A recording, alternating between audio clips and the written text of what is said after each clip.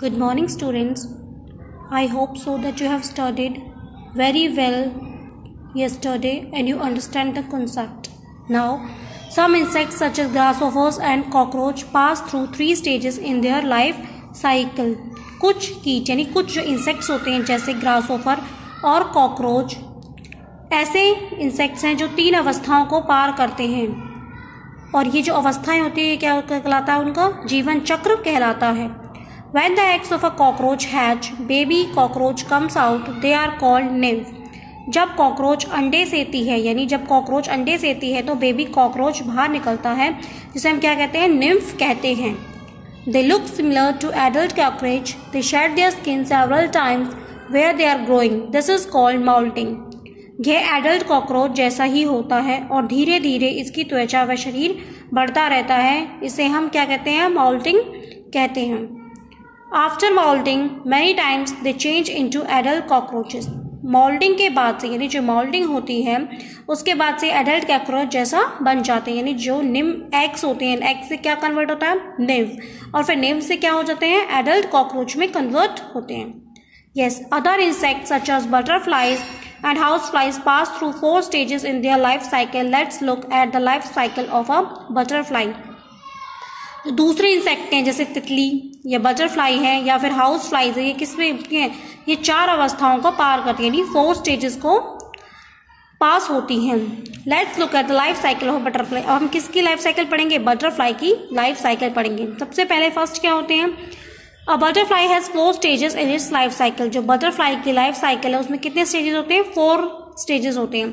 First egg, the female butterfly Lay's eggs on the under side of leaves. जो adult butterfly यानी जो मादा तितली है वो क्या करती है, अंडे सेती है किस पर, पेड़ की पत्तियों पर अंदर की तरफ. यस, सबसे पहले क्या करती है, वो अंडे देती है. ठीक है. Second is our larva. The eggs hatches and larva comes out. It is also called the caterpillar. It looks like a worm. It eats leaves and grows quickly.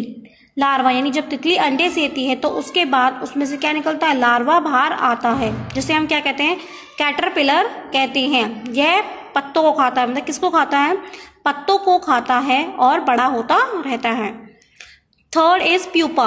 The caterpillar spins a covering called pupa around itself. Inside the pupa, the caterpillar slowly turns into a fully grown butterfly.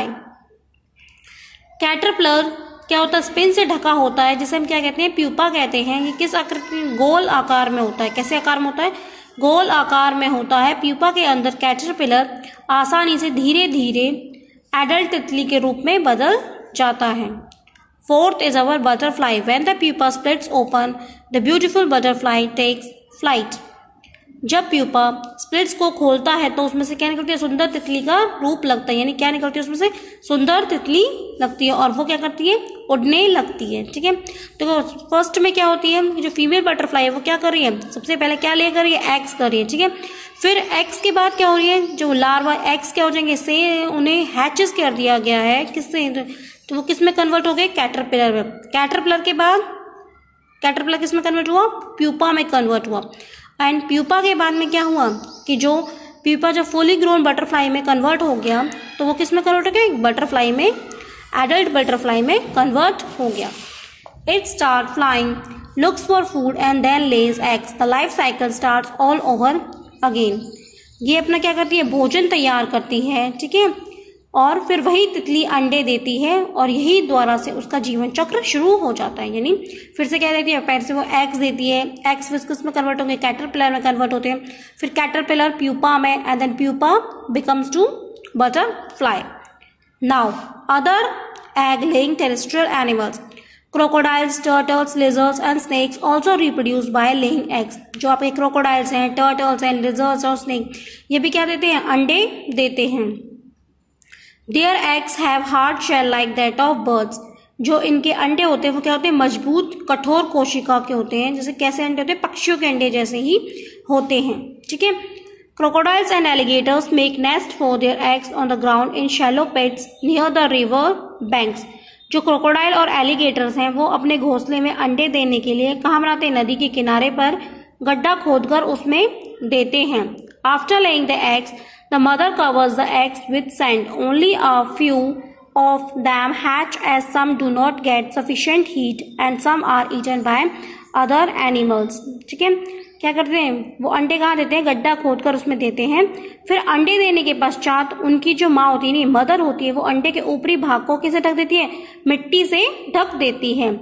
Adult crocodile अपने अंडे ऐसे स्थान पर सेती है जहाँ क्या होती है हीट ना हो और उसके अंडों को कोई दूसरा पक्षी खा ना पाए, यानी कोई दूसरे एनिमल्स उन अंडों को ईट ना कर सके, वो उस जगह पे अपने अंडों को ले करती है। When the eggs hatch, the mother picks the babies in her mouth and carries them into the water. She guards them from several months.